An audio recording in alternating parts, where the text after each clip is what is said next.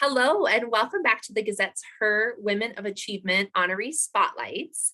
I'm your host, Katie Giorgio, and today with me, I have the pleasure of talking to our Her honoree, Sue Hutchins. Sue is the founder of Living Beyond the Bars and the Resource County, or is involved with the Resource Center of Lynn County and the Iowa Justice Action Network. Thank you so much for being with us, Sue. Thank you very much for having me. I really appreciate this. Yeah, well, that was a long list of involvement. So tell me a little bit about the work that you're currently doing and what makes you so passionate about that work. Currently, I am the things that you said. I founded Living Beyond the Bars about 5 years ago and got involved as a co-chair of the Iowa Justice Action Network pretty close to the same time of that. And the reason is because I have a real heart for the families of people who are incarcerated, the families of people who have an alcohol or drug problem, the families of victims of different kinds of abuse, sexual abuse, domestic violence, those things. I'm a retired therapist. I had a private practice for a number of years in Cedar Rapids, and then I also have done contract work with a number of social service agencies. So when I retired, which I'm not really I'm probably as busy as I was when I retired, I really thought I was done. I thought I'm going to be retired, but that did not work. I got involved with a couple of friends of mine who had someone who'd been incarcerated, and my husband had been incarcerated before I ever knew him, and then had a pardon from the governor of Iowa. And we were actually therapists together. We worked together in several different agencies and with several different contracts.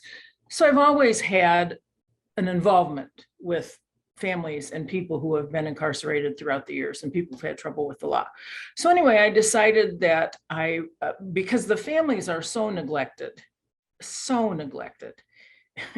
in the field of substance abuse and in the field of incarceration. They're just on the bottom of the chain and they just get nothing as far as services are concerned.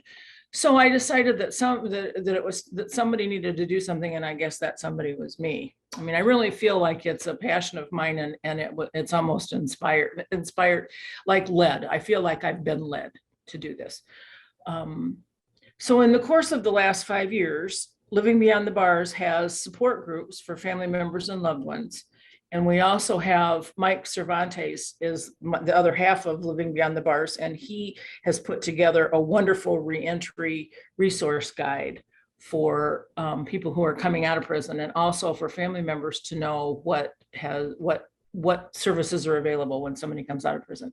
And we've worked in the prisons before COVID. We did some workshops, and I did some work with families and inmates, and as they were still incarcerated and also as they were coming out. So that part is Living Beyond the Bars. That still continues, although we are not in the prisons now because of COVID. The support group still is intact, and we've been meeting on Zoom for a long time. We're going to start meeting in person again, but we've met on Zoom. I got involved in writing some legislation for commutation for lifers.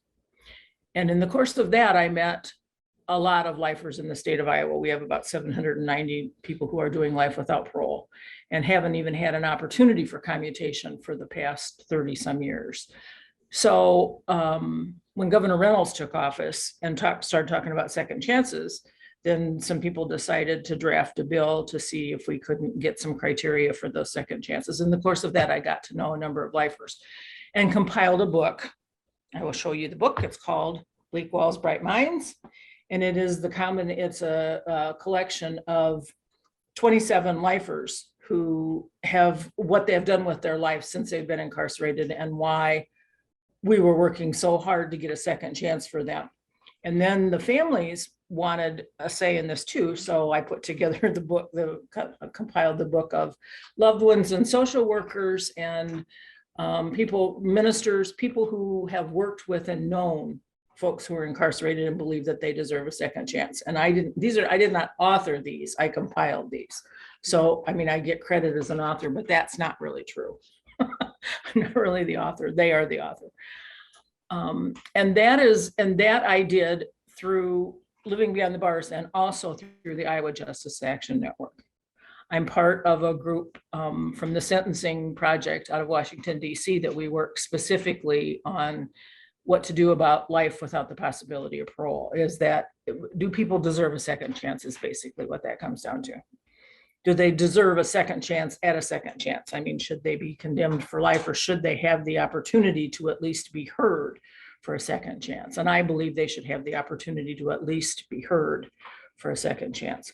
So that's living beyond the bars. And in addition to that work that is also part of Iowa Justice Action Network, in addition to that, Iowa Justice Action Network does workshops and conferences to inform the public on things like mass incarceration and voting rights and bail and family issues and domestic violence and what happens in a parole hearing. I mean, just all the things that are involved in the system. Recently, I'm also on the board of CRUSH, which was founded by Rod and Deb Courtney, and that's been about the same amount of time, 5 years ago or so. And that came about because of the overdose problems with heroin in our community. And as you know, and as most of the people who will see this know, that heroin is a horrible, horrible problem. And now it's being, and it's even worse since it's been being laced with fentanyl. I mean, and there are a lot of people who are very concerned about that, including the Cedar Rapids police and on the federal level. I mean, there were just a lot of people that are concerned about that. So I got involved with that, and we, Rod and Deb wrote a grant to start a recovery community here in Cedar Rapids and Lynn County, and got the grant. And I will be never remember the exact title. I think it was going to be the supervisor, and then it changed to Community Resource Center Manager, which means that I will be supervising the trainees and doing trainings and doing some workshops, and I'll be there to do some, I'm no longer licensed as a therapist. I gave up my licenses, but I'll be there to be doing some counseling, some peer counseling. And everybody who volunteers and works there has some kind of history with addiction. They are either addicts themselves or they are family members. And we'll be doing, if I have my way, quite a bit with the families and the loved ones, which I say it is about time that there was recognition for the family. I feel like I have been harping about that for 60 years, which I have been harping about that for 60 years. And it's fine. I mean, there's more and more attention. Finally, it's being at least addressed to some degree. So that's what I do. And that's what I'll be doing for the next, I don't know how long as I'm up and around and can move, I guess. That's what I'll be doing.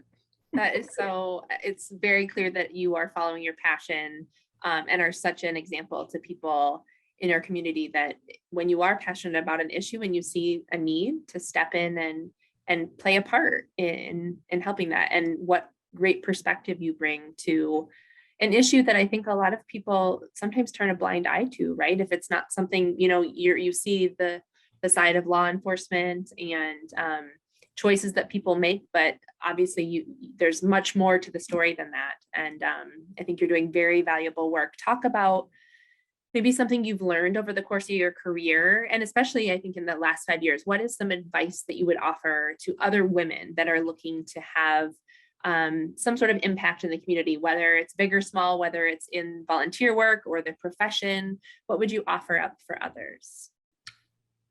I think women are in the process and have been in the process of finding our voices and finding our place.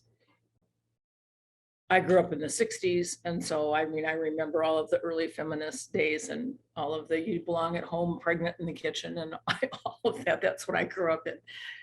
So what I believe now is that women need to just take the time to find what they are passionate about, and whatever that is that sort of comes to them. Because I really do think things come to us. I don't think it works to make yourself go to something. I think as humans, we need to see what kind of comes to us and what strikes us and what fits us. And that changes over time. I've had like 4 careers, none of which I planned. I didn't plan any of this.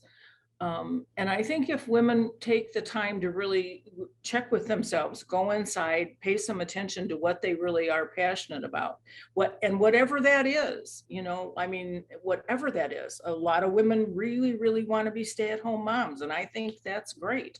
A lot of women want to be volunteers, and that's great. A lot of women want to have a career, and that's great. Whatever works, whatever you really want to do, as long as it's legal and not immoral, I'm all for it.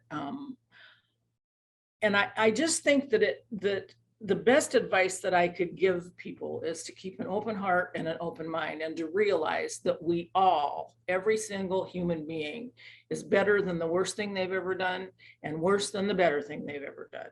That quote from Brian Stevenson, who happens to be a criminal justice person, is one of the most meaningful quotes that I really hold true to. No matter what field you're in, no matter what you're doing, no matter what your career is, no matter who your kids are, no matter what, everybody is better than the worst thing they've done and worse than the best thing they've done.